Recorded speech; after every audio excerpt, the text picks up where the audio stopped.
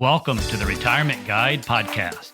I'm your host, George Jameson, the owner of Capital Wealth Group, a fee-only advisory firm. Whether you're nearing retirement or already retired, join me each week as we explore the world of retirement planning and equip you with the knowledge and tools you need for a successful retirement. Welcome back to your Retirement Guide Podcast. I'm George Jameson, certified financial planner and founder of Capital Wealth Group.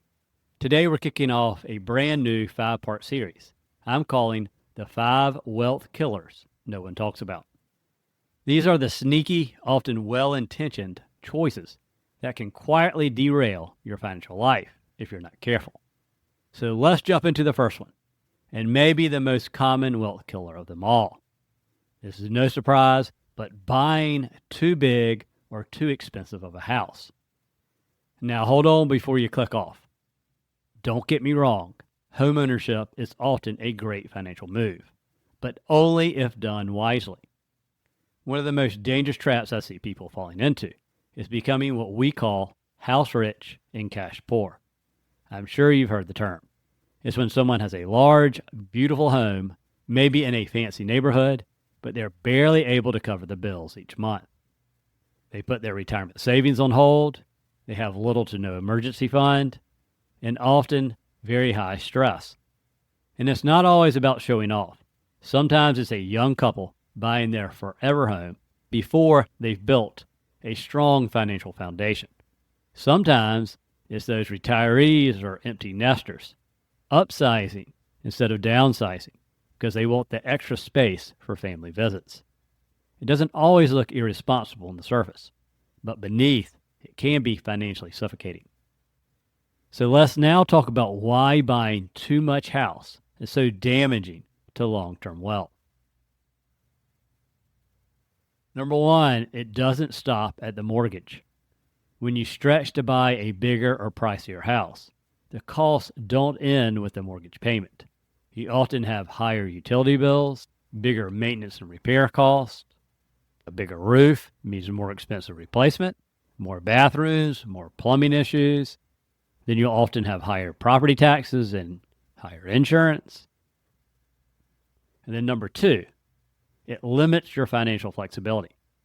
If too much of your income is going toward housing costs, it squeezes out everything else that builds wealth, or for those retirees, it means less money for having fun. You're not saving, you're not investing, and you're probably not giving. And you definitely aren't prepared for unexpected expenses. Many financial experts often recommend keeping total housing cost, which may include mortgage, property taxes, insurance, maintenance, and so on, below 28% to 30% of your gross income. But many people are pushing 40%, 50%, or even higher. And that's not a wealth building formula. And then number three, the emotional trap. Let's be honest, houses are emotional. We grew up believing that success is a big home in a nice neighborhood. We all have watched HGTV, which makes it seem like marble and granite countertops and large walk-in closets are just the baseline. But lifestyle creep is real. We often upgrade not because we need to, but because we feel like we should. And before we know it, we've sacrificed long-term goals for short-term appearances. And look, I'm not saying don't enjoy your home. I'm saying know what you're sacrificing for it. And make sure it aligns with your long-term priorities. And number four, this is for those nearing retirement. So age 50 and above. Now, if you're in or nearing retirement, this topic gets even more important. Many retirees are still living in large homes with extra rooms, with big yards to maintain, utility bills that reflect the size of a house that no longer is being fully used. So what's the result? More cash flowing out every month for a lifestyle that may not even match your current needs or wants. So downsizing, even early, can be a powerful way to reduce your financial stress and free up capital. Doesn't mean giving up comfort. In fact, many retirees find that moving to a smaller home with a smaller yard to maintain, or even a condo with no yard, and or a property closer to town essentials, like doctors, groceries, restaurants, and so on, actually improves their quality of life. Not only do you reduce your bills, but you may also tap home equity when downsizing to beef up your retirement accounts, potentially reduce withdrawals from your portfolio, and it may even allow you to delay taking Social Security. That can be a huge long-term win in retirement. And if your retirement plans include moving anyway, maybe to be closer to grandkids or to enjoy a warmer climate, then ask yourself, why not do it sooner? Holding on to a house out of sentiment or routine can quietly drain your wealth in retirement. And for many, a strategic downsizing is the difference between just scraping by and truly enjoying those golden years. So in general, what should you do instead? If you're shopping for a home, or know someone who is, or considering upgrading or downsizing, here are a few guidelines I share with my clients.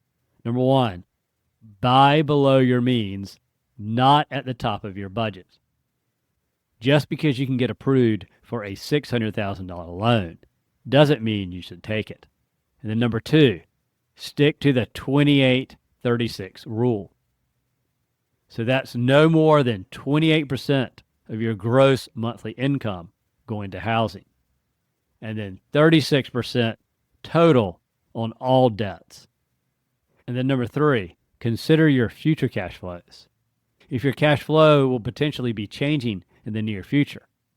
For instance, if you're planning to retire early, maybe start a business, maybe work part-time before you fully retire, or even when one spouse stops working.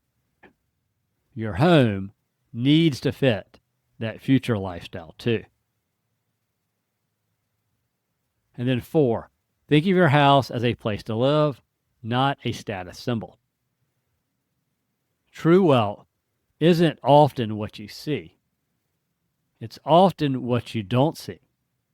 It's the savings accounts, the investment portfolio, the freedom to walk away from a job you don't love. That's true wealth. And then number five, for those soon-to-be retirees or those who are already retired. So I'm talking about those 50 and above again, looking to downsize or relocate. I highly recommend paying cash for a house, especially given the current mortgage rates. It also gives you a peace of mind to be debt-free when you retire, and it can greatly reduce your monthly expenses in retirement to free up that often needed cash flow. So some final thoughts. Buying a home is often the largest financial decision we make. Done right, it can build security and long-term wealth for you and your family.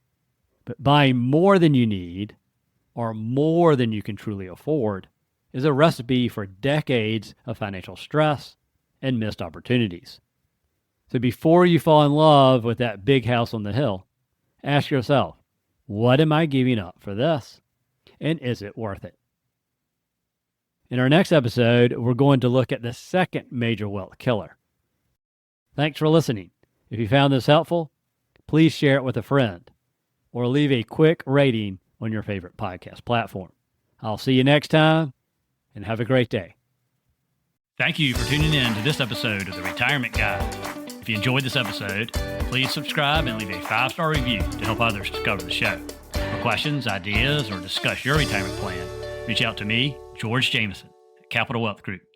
If you'd like a free retirement review, visit our website at capitalwealthplan.com to learn more. Thank you for listening.